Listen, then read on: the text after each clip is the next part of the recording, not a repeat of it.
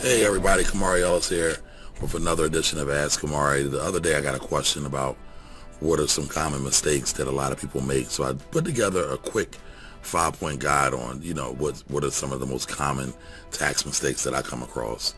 Today is April 14th, tomorrow is April 15th, so make sure you get all your taxes in and done, or at least file an extension. And remember, filing an extension is not an extension to pay, just an extension to file.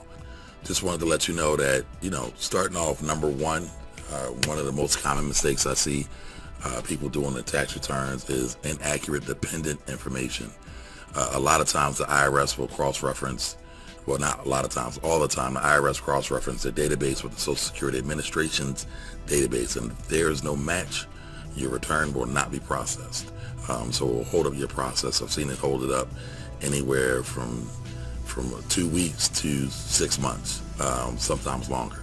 So just make sure your dependent information is right. The name and the spelling is right. The same way it appears on a Social Security card should be the same way that it appears on your tax return. I've also seen people use the wrong routing and bank account information. So number two is incorrect routing and bank account information.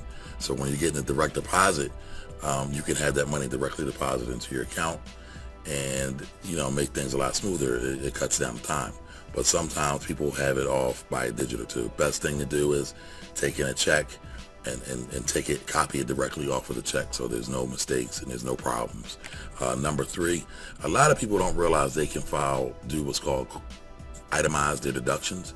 So if you have a house that you have a mortgage on, you pay real estate tax, you're a faithful churchgoer or involved with your civic associations, you could possibly write off some of those expenses on your return and do what's called an itemized deduction.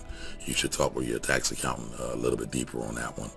And number four is forgetting to sign your tax return. A lot of people forget to sign. They're in a rush. They're full of anxiety and they just want to get their returns in, but they forget to sign them, and the IRS will send them back. So that'll take a couple of weeks off of your processing time as well. And we know government runs slow with everything.